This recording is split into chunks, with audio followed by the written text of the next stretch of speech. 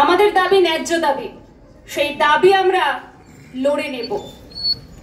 এই দাবির কণ্ঠস্বরকে আরো দৃঢ় করতে আমি মঞ্চে ডেকে নিচ্ছি আমাদের পরবর্তী বক্তা, বিশিষ্ট ডাক্তার এবং আমাদের খুব কাছের শিক্ষক ডক্টর তীর্থঙ্কর গুহ ঠাকুরতাকে।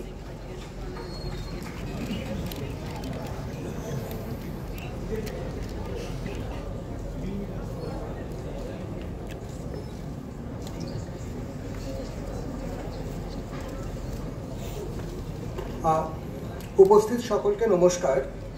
আমি শুরুতেই বলি, এই আন্দোলনে একটি বিশেষ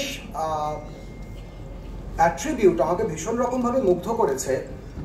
আমাদের ওপর দায়িত্ব দেওয়া হয়েছিল ছোট ছোট বাচ্চাদের ঠিক আর ভুল চিনতে শেখানোর, কিন্তু এই বাচ্চাগুলো চোখে আঙুল দিয়ে আমাদের দিকে আঙুল তুলে বলেছে আপনি এই কাজটা ঠিক করেছেন আর আপনি এই কাজটা ভুল করেছেন।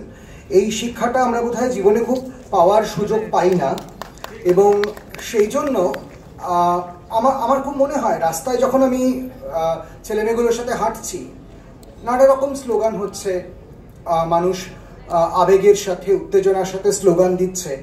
কতটা নিচে শিক্ষক সমাজ নামলে একজন শিক্ষকের দুই গালে জুতো মারার জন্য স্লোগান ওঠে। আমরা সেই জায়গায় নিজেদের নিয়ে গেছি এবং আমাদের লজ্জা হওয়া দরকার। একটা কথা আমি বারবার করে বলি, সবসময় সব জায়গাতেই বলছি, আমি মানে মুভমেন্টের সম্বন্ধে তো যারা লিডার তারা বলবেন, এবং আমি চিরকাল মনে করি এই মুভমেন্টটা একটা স্পন্টেনিয়াস মুভমেন্টের কিছু অ্যাডভান্টেজেস আছে, কিছু পিটফলসও আছে। সকলে ভাবছেন মুভমেন্টটা বোধহয় স্তীমিত হয়ে গেল, আর তো কিছু দেখা যাচ্ছে না। তার একটা বড় কারণ আমার মনে হয়, এখানে যে ছাত্রছাত্রীরা রাস্তায় নেমেছিল তারা মেলা করার জন্য রাস্তায় নামেনি। সো যদি কোনো একটা জায়গায় আমরা মিলিত হয়ে থাকি, তার পেছনে একটা উদ্দেশ্য ছিল।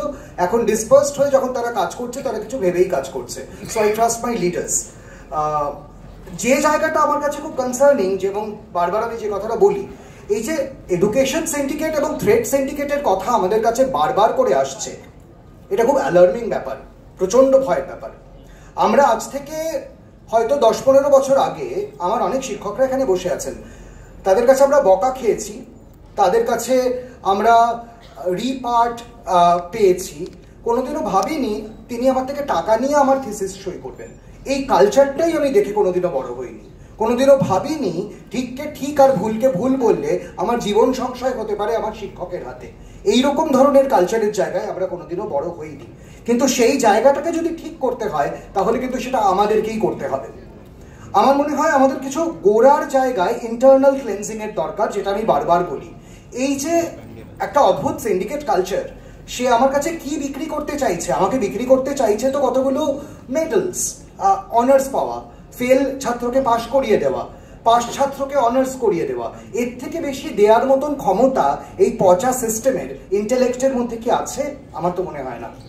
So we should stop seeking this favours. ছোটবেলা থেকে সন্তানকে শেখানো দরকার যে এই ছোট্ট ছোট্ট মাইলস্টোনসগুলোর থেকে জার্নিটা অনেক বেশি বড়, ডেস্টিনেশনটা না।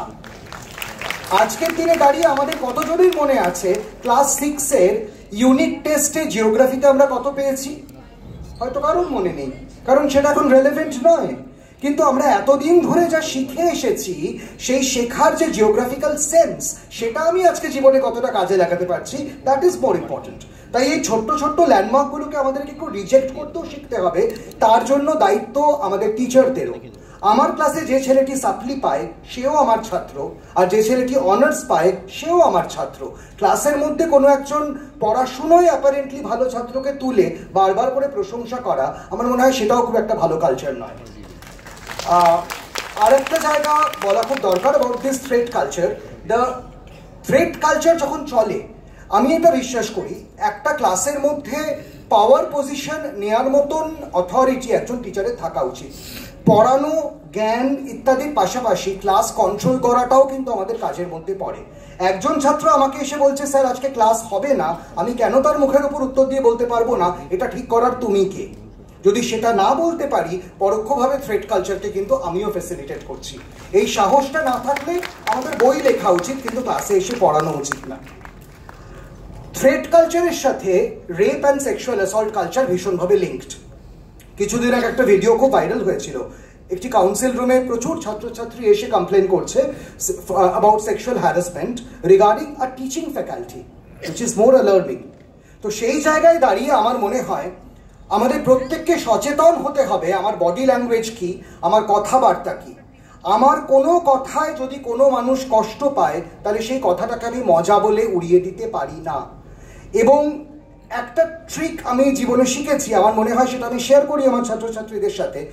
যখন তোমাদের মনে হবে তোমার সামনের একজন মানুষ কোনো খুব ইন্ডিভিজুয়াল জায়গা থেকে তোমাকে বুলি করার চেষ্টা করছে একটা মজার মোড়কে, the best response is you ask that person to explain.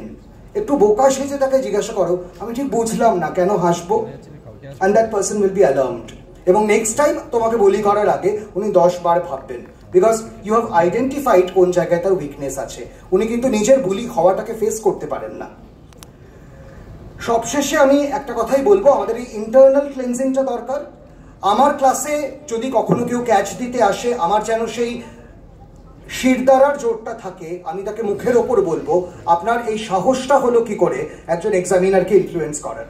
যদি সেটা আমি না বলতে পারি, আমি নিজে সেই সিন্ডিকেট কালচারকে প্রমোট করছি, তার দায় আমাকে নিতে হবে। আমার ক্লাসে যদি আমার ক্লাসের বাইরের কেউ বা ভেতরের কেউ এসে আমার কোনো ছাত্রছাত্রীকে থ্রেটেন করে এবং আমি যদি বলি ওটা ওদের ইন্টারনাল ব্যাপার, আমি ছাত্রদের ব্যাপারে নাক গলাবো না, আমি থ্রেট কালচারকে প্রমোট করছি, সেই দায়টাও আমাকে নিতে হবে। এবং যে কথাটা বারবার আমরা বলি এবং এখন সন্দীপ ঘোষ রিলেটেড ভিডিওগুলো থেকে ইটস কোয়াইট অ্যাপারেন্ট, একটা জিনিস মনে রাখা দরকার, আমাদের বিভিন্ন অ্যান্টি র্যাগিং এবং পশ অ্যাক্টের ইমপ্লিমেন্টেশন যেন এখানে লিমিটেড না হয়ে থাকে যে সেটা শুধু নারী সুরক্ষার জন্য। Let's break this toxic masculine culture that boys can't cry. যদি কোনো ছেলে আমার সামনে এসে বলে আমি সেক্সুয়ালি অ্যাবিউজড হয়েছি, আমি একইভাবে তার পাশে দাঁড়াবো। Sexual abuse does not know gender and sexual orientation. এবং প্রত্যেককে সমান চোখে দেখে আমাকে সবার সামনে সবার পাশে একইভাবে দাঁড়াতে হবে। তো আমি প্রলম্বিত করবো না আমার কথা, অনেকে বলবেন, আমি এই আশা রেখেই আমার বক্তব্য শেষ করছি যে আমরা সবাই যেন হাতে হাত ধরে চলি এবং অবশ্যই আমরা হয়তো বিচার পাবো, কিন্তু বিচার পাওয়ার পরেও যেন এই লং টার্ম জার্নিটা আমাদের বন্ধ না হয়। ঠিককে ঠিক আর ভুলকে ভুল বলার মতন সাহস যেন আমাদের থাকে। Thank you.